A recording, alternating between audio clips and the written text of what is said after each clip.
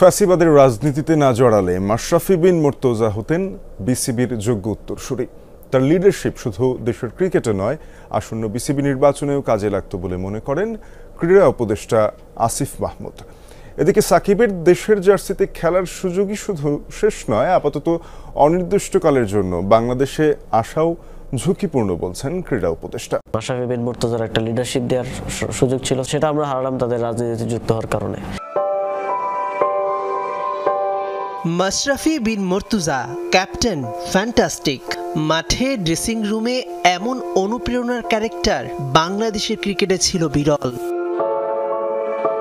দলের অধিনায়ক থেকে একটি রাজনৈতিক দলের নমিনেশনে টানা 2 বার সংসদ সদস্য বনে যাওয়া, 5 আগস্টের পর সে আইকনিক ক্যারেক্টার রূপ নেয় খলনায়কে।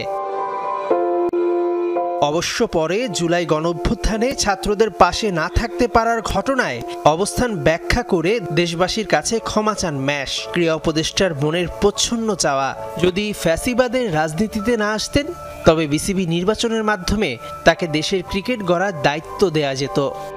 মাশরাফি বিন মুর্তজার মতো যারা আমাদের আইডল ছিল একসময়, শুধু পলিটিক্সে অংশগ্রহণ করার কারণে কিভাবে তাদের কি পরিস্থিতিতে আসলে যেতে হয়েছে, এটাই আমার মনে হয় যে আমাদের ভবিষ্যৎ প্লেয়ারদের জন্য এবং বর্তমানেও যারা আছেন সবার জন্য একটা এক্সাম্পল হয়ে থাকবে। তো নীতি নির্ধারকরা তো জড়িত হতেনই, একদম ক্রিকেটারও জড়িত হতেন পলিটিক্সে, যেটা একেবারে পৃথিবীর কোথাও আপনি হয়তো দেখবেন না, বাংলাদেশেই সম্ভব আর কি। সাকিব, মাশরাফি, তামিম এই ত্রয়ী একদিন বিসিবি চালাবেন এমন স্বপ্নই তো এক সময় দেখত মানুষ, কিন্তু বাস্তবতা এখন ভিন্ন। মাশরাফি আছেন কিছুটা আত্মগোপনে, তামিম তো মনোনয়নপত্র প্রত্যাহার করে নিলেন, আর সাকিব দূরের তারা।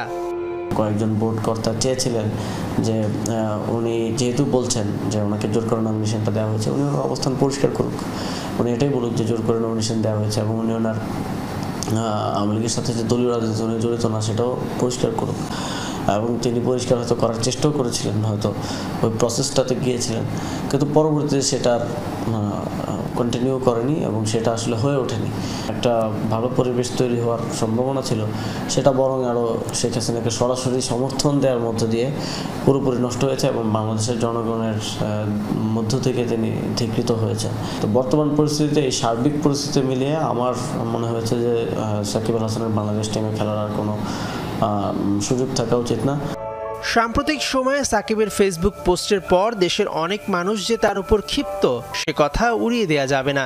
তাই ক্রিকেট খেলার মতো বাংলাদেশে আসাও সাকিবের অনির্দিষ্টকালের জন্য বন্ধ, মনে করেন ক্রীড়া উপদেষ্টা।